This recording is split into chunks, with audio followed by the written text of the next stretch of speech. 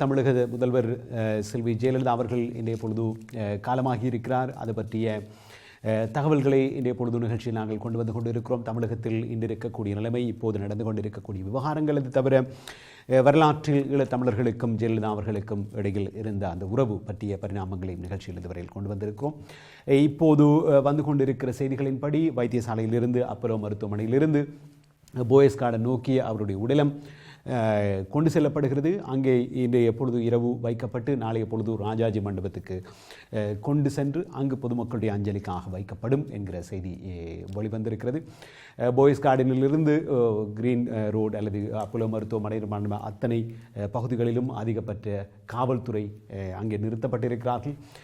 எல்லா மாநிலங்களில் இருந்தும் எல்லா பிரதேசங்களிலிருந்தும் கட்சி தொண்டர்கள் போயஸ் கார்டனை நோக்கி குவிந்து வருவதாகவும், இறுதி நிகழ்வுகள் அஞ்சலிக்கான ஏற்பாடுகளை கட்சி ஏற்கனவே செய்திருப்பதாகவும் அந்த தகவல்கள் உறுதியாகியிருக்கின்றன. மறுமுனையில் தமிழகத்தின் புதிய முதல்வராக இந்த அதிகாலை பொழுதில் பன்னீர்செல்வம் பதவியேற்றிருக்கிறார். அவரோடு 31 அமைச்சர்கள் பதவியேற்றிருக்கிறார்கள். 25 நிமிடங்களுக்குள் இந்த பதவியேற்பு நிகழ்வு முடிவடைந்திருக்கிறது. நாட்டில் குறிப்பாக தமிழகத்துக்குள் பிரச்சனைகள், தலைமை குறித்த பிரச்சனைகள் வந்துவிடக்கூடாது என்பதற்காகவும், கட்சியினுடைய ஒழுங்கு, சட்டம் ஒழுங்கு போன்றவற்று காரணமாகவும் இந்த உடனடி நடவடிக்கையை கட்சி தலைமை எடுத்திருக்கிறது. ஆக நீங்கள் இப்போது முதல் இணைந்து கொண்டு இவ்வளவு நேரம் நாங்கள் பேசிய விடயங்கள் குறித்து உங்களுடைய பார்வைகள், ஈழத்தமிழர்களுக்கும் அவருக்கும் இடையிலான உறவு, அது பற்றிய விடயங்களை நீங்கள் சொல்லலாம். தமிழகத்தில் இருந்த நிகழ்வுகள், அங்கு இப்போது நடந்து கொண்டிருக்க விடயங்கள் பற்றிய காட்சிகளையும் உங்களுக்கு நாங்கள் தரவிருக்கிறோம். ஆக நேயர்கள் உங்களுடைய பார்வைகளையும் பகிர்ந்து கொள்ளலாம். நிகழ்ச்சியில் காத்திருக்கும் முதலாவது நேயரை இப்போது தொடர்பில் இணைத்துக் கொள்கிறோம். வணக்கம். வணக்கம். நான் பிரான்சிலிருந்து ஆனந்தம். ஆனந்தம், சொல்லுங்கள். இந்த எதிர்தான் ஒரு ஆள் ஒரு மோசம் போனோன்னு சொன்னால் ஒரு முதலமைச்சர் உண்டு, நாங்கள் அதை அஞ்சலியை நாங்கள் செலுத்தி கொண்டு, ஆனால் இவ்வளவு சிலோனில இவ்வளவு தமிழ் மக்கள் செத்ததுக்கு காரணம் தான் இருக்கிறான். காரணம் விடுதலை புலிகளை தடை செய்தபடியால் இவர் தான் முதல் முக்கியமான ஒரு ஆள். தடையை செய்கின்ற ஒரு ஆள் ஒற்றக்கால அவர் செய்தபடியால இன்றைக்கு உலக நாடு எங்களை அழிச்சு போட்டுது. ஆனால் நாங்கள் இப்போ கடைசி நேரத்தில் ஒரு ஞாபகம் வந்து ஒரு தமிழருக்கு ஒரு விடிவு வேணும் என்று ஒரு கதையை சொல்லி எடுத்து தன்னாவே இணைந்து சென்னபடியால் நாங்கள் அதை வரவேற்கிறோம். இருந்தும் அது கடைசி நேரத்தில் அவருக்கு ஒரு ஞானம் வந்திருக்கின்றதான் அந்த கருத்து. ஆனால் துன்பமான ஒரு விஷயம்தான். அவள் இந்த காலத்தில் என்ன சிவாவண்டு எதிர்பார்த்து நாங்கள் அது இடையில விட்டு எங்களை விட்டு பிரிஞ்சுட்டா. அதான் உண்மையான அந்த துன்பத்தில் நாங்களும் கலந்து கொள்றதுக்கு தெரிவித்துக் கொள்கிறேன். வணக்கம். எங்களோடு ஆனந்தம் இணைந்து கொண்டு பார்வை சொன்னீர்கள். 2 பக்கங்கள் விடுதலை புலிகள் மீது அவர் கொண்டிருந்த வெறுப்பு என்பது பற்றிய அந்த பதிவினை ராஜ் டேவிட் ஆரம்பத்தில் நிகழ்ச்சியில் கொண்டு வந்து காட்டியிருந்தார். இப்போது இந்த காட்சிகள் தற்சமயம் தமிழகத்திலிருந்து இரவு பொழுதில் வரக்கூடிய காட்சிகள், அவருடைய உடலம் போயஸ் கார்டன் நோக்கி கொண்டு செல்லப்பட்டு கொண்டிருக்கிறது.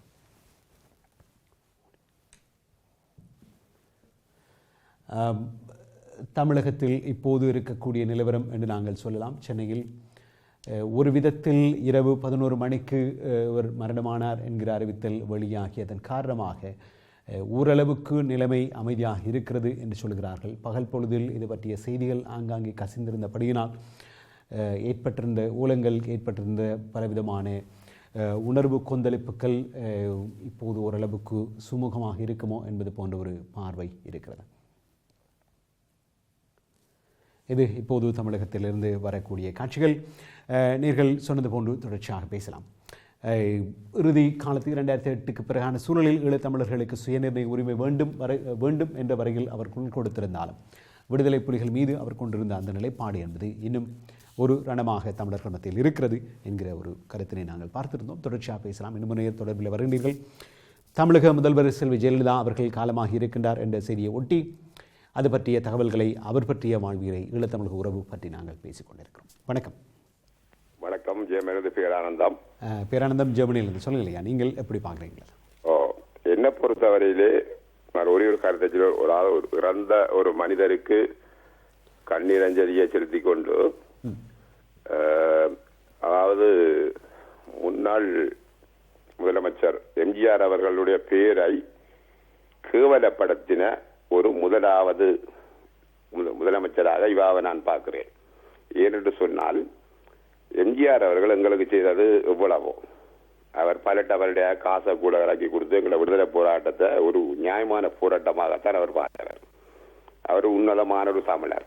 எம்ஜிஆர் பேரை சொல்லி சொல்லி அப்பட்டமான பொய்யை சொல்லி உலகத்தில் இருக்கிற தமிழ் மக்களை ஏமாத்தின ஒரு முதலாவது ஒரு கொள்ளக்காரி. இதுதான் உண்மை. ஏன்னா ஒரு இறந்தது புற நாங்கள் அனுதாபம் செய்து எங்களோட இனத்தில் ஒரு புறவாடு இருக்கு, நல்ல அகழ்வாடு. உண்மையை தான் நான் சொல்லுவேன். இன்றைக்கு எங்களோட இனம் இவ்வளவுக்கு அழிகிறதுக்கு முதல் காரணமாக இருந்தது இவா, இரண்டாவது காரணமாக இருந்தது கருணாநிதி. இதுதான் உண்மை. இவைதான் தமிழ் என்று சொல்லி சொல்லி ஒரு இனம் அழியக்கில்ல. இரண்டு விதமான கேவலமான வேலை செய்த இந்த இரண்டு கட்சியும் கருணாநிதி சேர்த்தாலும் இதே மாதிரி தான் அவருக்கு நாங்கள் இது செய்வேன். உண்மையிலே இவா ஒரு நல்ல இல்லை.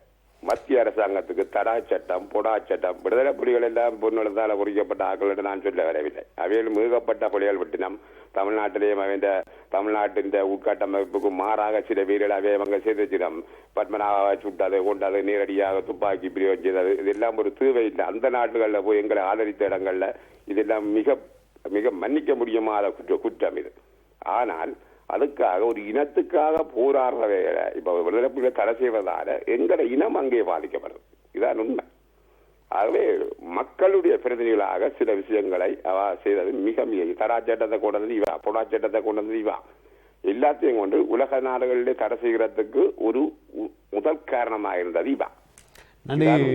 நன்றி ஐயா. உங்களுடைய கருத்தை நீங்கள் பதிவு செய்திருக்கிறீர்கள். ஒரு விமர்சன பதிவு என்று நாங்கள் பார்க்கலாம்.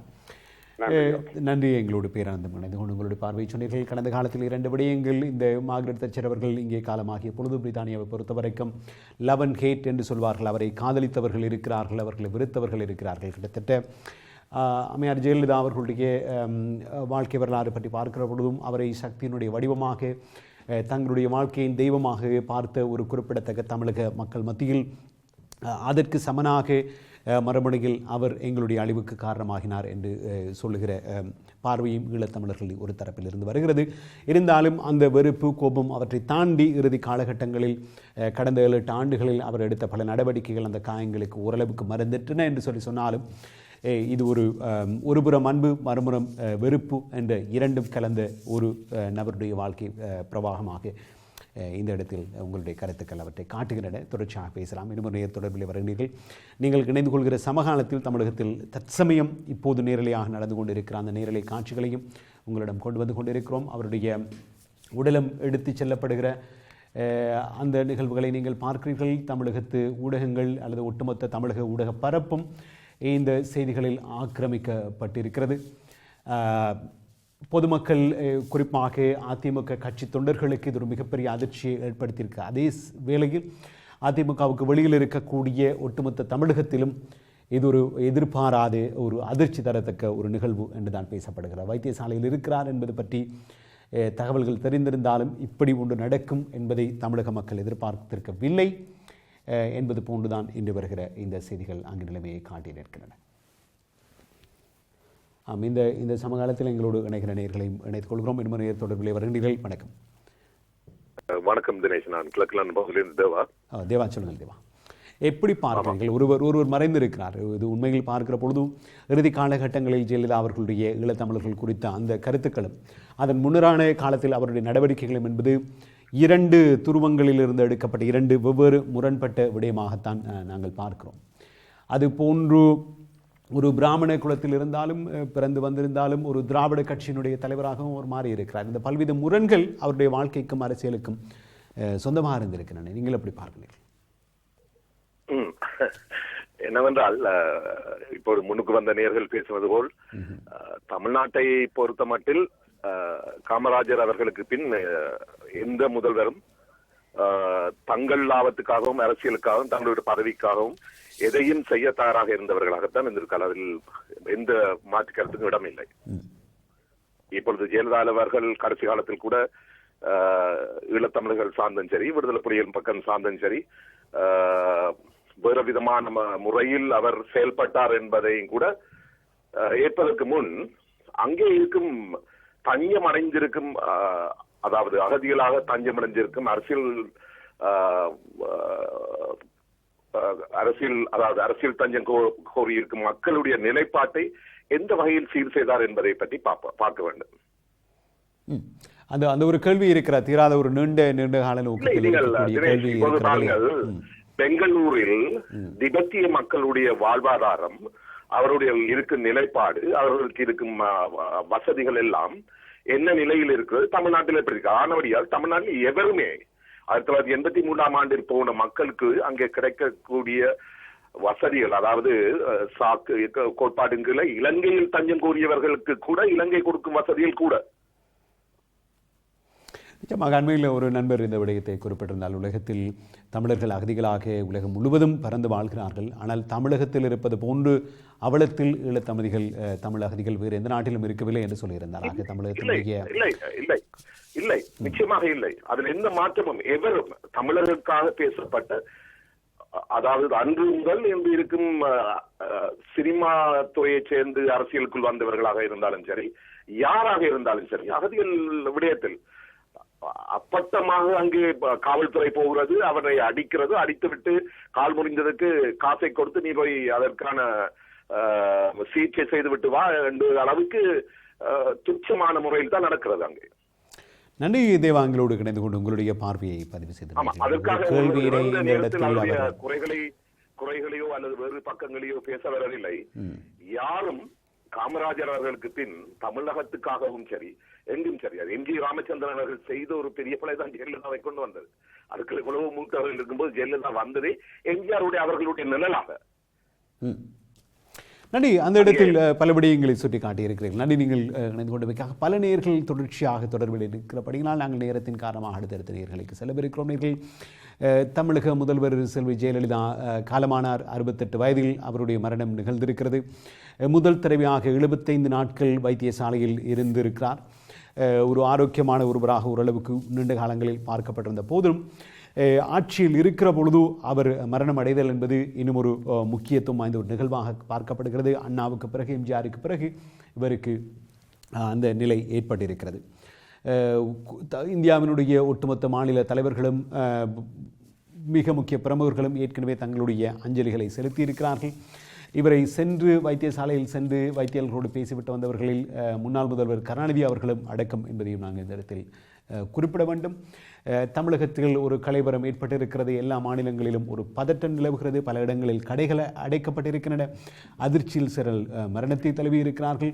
இனி அடுத்து என்ன என்பது பற்றிய பல கேள்விகளை தமிழகம் சந்தித்திருக்கிற ஒரு சூழலில் அவருடைய உடலம் இப்போது வைத்தியசாலையில் இருந்து அவருடைய இல்லமான போயஸ் கார்டன் இல்லத்துக்கு கொண்டு செல்லப்பட்டு கொண்டிருக்கிற அந்த நிகழ்வுகளை இப்போது நீங்கள் பார்த்து கொண்டிருக்கிறீர்கள்.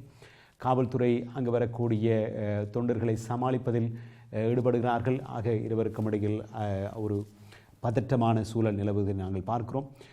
ஆயிரக்கணக்கான காவல்துறையினர் போயஸ் கார்டன் முதல் வைத்தியசாலை வரையிலுமான இரு பகுதிகளிலும் நிறுத்தி வைக்கப்பட்டிருக்கிறார்கள். உணர்ச்சி வசப்பட்ட தொண்டர்கள் உடலங்களை பார்க்க வேண்டும், அந்த இல்லத்துக்கு செல்ல வேண்டும் என்பதற்காக முட்டி மோதுவதையும் காவலர்கள் அதனை தடுக்க முயல்வதும் அங்கே நீங்கள் பார்க்கலாம். இந்த சமகாலத்தில் இன்னும் சில நேர்களை தொடர்புடைய நாங்கள் இணைத்துக் கொள்கிறோம். வணக்கம். ஹலோ, வணக்கம். வணக்கம். நான் டென்மார்க்லேருந்து குணசீலன் பேசுகிறேன். ஓமோமோ, பேசுங்கள். ஆமாம், இது ஒரு மனிதனிடம் 2 பக்கங்கள் இருக்கும், நல்லவையும் இருக்கும். ஆனால் இப்ப அம்மா அவர்கள் இந்த இறந்த செய்தி எல்லாருக்கும் ஒரு துக்கமான விஷயம். ஒரு மனிதன் இறந்த போது நாங்கள் இப்ப தொலைக்காட்சியில அவ செய்த குறைகளை, அவ எங்களை அழிச்சவை அப்படி இப்படி சொல்றது இந்த டைம் ஒரு சரியில்லாத டைம் மாதிரி எனக்கு தெரியுது. தினேஷுக்கு விஷயம் தெரியும், இருந்தாலும் அது என்ன பொறுத்தளவில் இது ஒரு துக்ககரமான நேரம். எவரா இருந்தாலும் ஒரு மனிதன் இறப்பது என்பது ஒரு துக்ககரமான நேரம். இதுல குறைய சொல்லி அவதூறாக கதைப்பது எனக்கு நல்லா தெரியல. சரியோ, நான் சொல்றது சரியவும் எனக்கு தெரியல. என்ற கருத்தை நான் இதில் முன்வைக்கிறேன். நன்றி, வணக்கம். நன்றி, வணக்கம். இது உண்மையில் ஒரு சிக்கலான நேரம். எல்லோருடைய கருத்துக்கள், தமிழர்கள் புலம்பெயர்ந்து வாழ்கிற எங்களுடைய நேர்களுடைய கருத்துக்களை நாங்கள் கேட்கிற பொழுது எங்களுக்கு தெரியும் இது பலவிதமான விமர்சனங்கள் வரக்கூடும், அன்பு அழைப்புகள் வரக்கூடும், கவலை கொண்டவர்கள் வரக்கூடும். இருந்தாலும் உங்களுடைய கருத்துக்களை இந்த இடத்தில் சொல்லலாம் என்கிற ஒரு விதத்தில் நாங்கள் திரையினை திறந்திருக்கிறோமே தவிர நீங்கள் சொல்கிற கருத்துக்களுக்கு நாங்கள் அந்த கருத்தோடு உடன்படுகிறோம் என்பதாக அர்த்தமில்லை. இன்னும் ஒரு நேர் தொடர்பில் வருகின்றீர்கள் நினைத்துக் கொள்கிறோம். தமிழக முதல்வர் ஜெயலலிதா அவர்கள் காலமாகி இருக்கிறார். அவருடைய நினைவுக்காக 7 நாட்கள் அஞ்சலி நாட்கள் ஒதுக்கப்பட்டிருக்கின்றன. கல்லூரிகள், பல்கலைக்கழகங்கள், பாடசாலைகள் போன்றவற்றுக்கு 3 நாட்கள் ஓய்வு ஏற்கனவே அறிவிக்கப்பட்டிருக்கிறது. புதிய முதல்வராக பன்னீர்செல்வம், அவருடைய அமைச்சரவையில் 31 பேரும் ஏற்கனவே பதவியேற்றிருக்கிறார்கள். சட்டம் ஒழுங்கை பாதுகாப்பதற்காக ஆளுநர் சிறப்பு நடவடிக்கைகள் எடுத்திருக்கிறார். காவல்துறை பெருவாரியாக வீதியில் இறக்கப்பட்டிருக்கிறது. ஒரு கலைவரமிக்க, பதட்டமிக்க ஒரு சூழலில் தமிழகத்திலிருந்து இப்போது நடந்து கொண்டிருக்கிற அந்த காட்சிகளையும் கொண்டு வருகிற சமகாலத்தில் உங்களோடு நாங்கள் பேசிக் கொண்டிருக்கிறோம். இருமுனையர் தொடர்பிலே வருகின்றீர்கள். வணக்கம். ஹலோ, வணக்கம். நான் மயூரன் கலைக்கலாம், பிரித்தானியாவிலிருந்து. மயூரன், சொல்லுங்கள் மயூரன். ஜெயலலிதா அவர்களை ஒரு சகாப்தம் என்று சில பத்திரிகைகள் வர்ணிக்கின்றன. அரசியலில், தமிழக அரசியலில் ஆளுமை மிக்க ஒரு தலைவர்களில் ஒருவர் என்று அவை வர்ணித்திருக்கின்றன. அம்மா என்று அழைக்கப்பட்டார்கள். ஆனால் ஈழத்தமிழர்களை பொறுத்த வரைக்கும் 2 பார்வைகள். நீங்கள் எப்படி கொஞ்சம் மிகப்படுத்தப்பட்டு தான் எல்லாரும் சொல்லி நாம் துணிச்சல், அந்த பன்முகத்தன்மை, அது சினிமாவா இருந்தானே அரசியலா இருந்தானே அந்த பன்முகத்தன்மை எல்லாம் ஒரு பக்கம் இருக்கட்டும். ஆனால் அந்த அண்மித்த நிகழ்வுகளை பற்றி கொஞ்சம் கதைக்கோணும். அந்த நிராஜ் தேவி போட்டு சொன்ன அந்த பதிவை வச்சு அவருடைய அண்மித்த ஈழ ஆதரவு என்பது ஒரு வரலாறு அவரை அதை நோக்கி நகர்த்தி இருக்கிறது. அவர் இயல்பாகவே ஈழ உணர்வு கொண்டவர், தமிழ் உணர்வு கொண்டவர் நாங்கள் முழுமையாக சொல்லிவிட முடியாது. தமிழ் மக்களுடைய அந்த எழுச்சி, மாணவருடைய போராட்டம், வழக்கறிஞர்களுடைய போராட்டம், செங்கடி போன்றவருடைய அந்த தியாகங்கள் அதை நோக்கி நகர்த்தி இருக்கின்றன. மற்றும்படி அவர்கள் ஜெயலலிதா அவர்கள் விடுதலை புலி எதிர்ப்பை விடுங்க, நான் முக்கியமான விஷயத்தை சொல்றேன். விடுதலை புலிகளுடைய ஆதரவு எதிர்ப்பை வைத்து ஒருவருடைய தமிழ் உணர்வை நாங்கள் முழுமையாக இடப்பட்டு விட முடியாது. ஒரு உதாரணம் சொல்றேன். மறைந்த சிலம்பு செல்வர் மாப்போ சிவஞானம் அவர்கள் புலி எதிர்ப்பாளர். ஆனால் அவர் மிகப்பெரிய தமிழ் தேசிய உணர்வாளர், தமிழ் உணர்வாளர். இது ஒரு பக்கம் இருக்கட்டும். ஆனால் ஜெயலலிதாவுடைய அந்த நடவடிக்கைகள் அவர் ஒரு தமிழ் உணர்வு சார்ந்து செய்யப்பட்டவர்கள் நாங்கள் சொல்லிவிட முடியாது. அது ஒரு அரசியல் யுக்தியாகத்தான் நான் பார்க்கிறேன். ஆக 2008க்கு பிறகான காலகட்டங்களில் அவர் ஈழத்தமிழர்களுக்கு சுயநிர்ணய உரிமை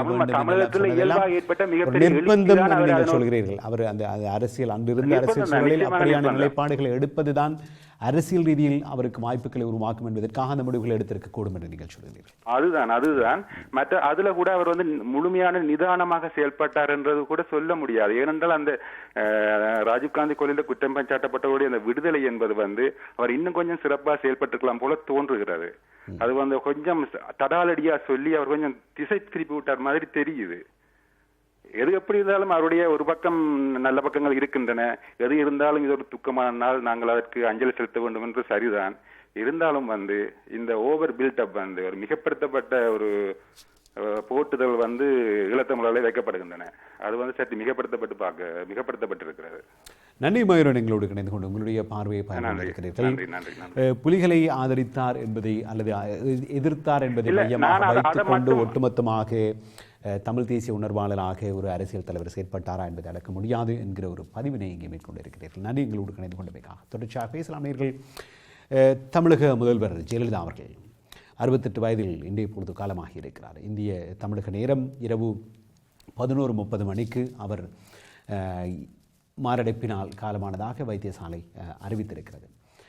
அவருடைய உடல் இப்போது வீட்டுக்கு கொண்டு செல்லப்பட்டு கொண்டிருக்கின்ற ஒரு சூழலில் அவருடைய வரலாற்றில் சில பக்கங்களை நாங்கள் திருப்பி பார்த்திருக்கிறோம். தமிழக அரசியலில் அவருடைய வரலாறு என்பது மிக சவால் மிகுந்ததாக, சிக்கல் மிகுந்ததாக, ஒரு தனிமனிதருடைய மிகப்பெரிய அரசியல் ஆளுமையை முன்வைப்பதாக வளர்ந்திருக்கிறது என்று சொன்னாலும் வெளிநாடுகள் சார்ந்த நிலைப்பாடுகள், குறிப்பாக ஈழத்தமிழர்கள் சார்ந்த நிலைப்பாடுகள் என்று வருகிற பொழுது கடுமையான விமர்சனங்களுக்கு உட்பட்ட அவருடைய காலகட்டங்களும் சில புகழுரைக்கு உட்பட்ட இன்னுமொரு காலமாக இரண்டாக பிரிந்து நிற்பதை நாங்கள் பார்க்கிறோம். அவர் மறைந்திருக்கிற ஒரு சூழலில் இன்றைய பொழுது உங்களுடைய பார்வைகளை இங்கே நாங்கள் உள்வாங்கிக் கொண்டிருக்கிறோம். காத்திருக்கும் அடுத்த நேயர் தொடர்பில் வருகிறீர்கள். வணக்கம். ஹலோ, வணக்கம். தொடர்பிலே வருகின்றீர்களையா? பேசுங்கள். வணக்கம். தமிழக முதல்வர் செல்வி ஜெயலலிதா அவர்களுடைய மரணம், அதன் பின்னரான இன்று இருக்கக்கூடிய தகவல்கள் என்பவற்றோடு இணைந்து கொண்டு இருக்கிறோம். அது தவிர ஆரம்பத்தில் நிராஜ் அவர்கள் தந்திருந்த அந்த பதிவினை கொண்டு வந்திருந்தோம். நிகழ்ச்சியில் வருகிற நேயர். வணக்கம். ஹலோ, வணக்கம். ஹலோ, வணக்கம். பேசுங்க. நீங்க தானே இப்போ ஹலோ சொன்னீங்க, நீங்க பேசுங்க. வணக்கம். வணக்கம். வணக்கம், சொல்லுங்க. நான் பரிசுலேருந்து கேட்குறேன். சரி, பரிசுலேருந்து யார் கேட்குறீங்க?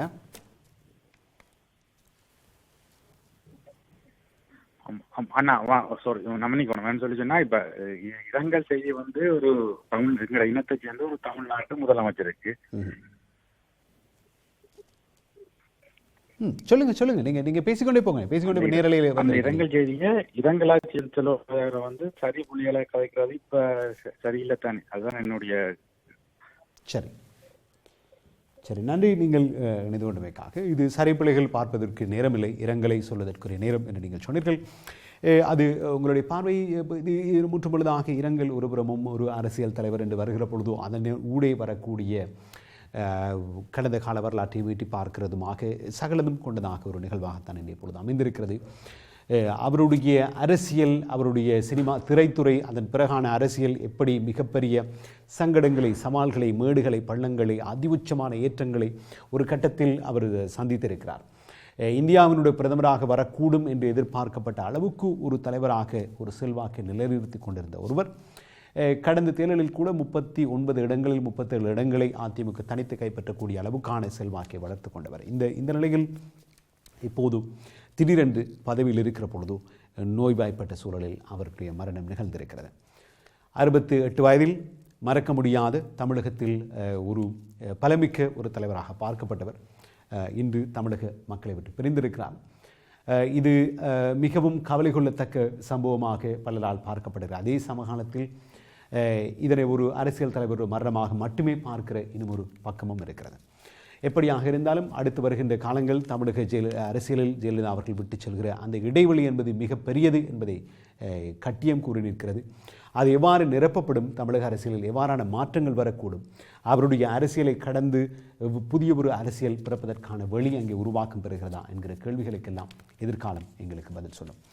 இன்றைய பொழுதினர்கள் ஒரு முதல்வராக தமிழக மக்களினால் அம்மா என்று அழைக்கப்படுவருடைய அந்த மரணம், அது பற்றிய தகவல்களோடு இன்றைய பொழுது நாங்கள் இணைந்து கொண்டிருந்தோம். நிகழ்ச்சிகள் இணைந்து கொள்ள முடியாத அத்தனை பேருக்கும் எங்களுடைய நன்றி உரித்தாகட்டும். இன்றைய பொழுது நிகழ்ச்சியினுடைய ஒரு ஆழமான அரசியல் பதிவினை கொண்டு வந்திருந்த நிராஜ் டேவிட் அவர்களுக்கும், அதே போன்று தொழில்நுட்பத்தில் சுரேஷ்கரனுக்கும் ரஜிந்தன் தினேஷ் ஆகியோருக்கும் நன்றி கூறி விடைபெறும் நான் தினேஷ்குமார். மீண்டும் ஒரு நாளில் சந்திக்கலாம். அதுவரையில் நன்றி, வணக்கம்.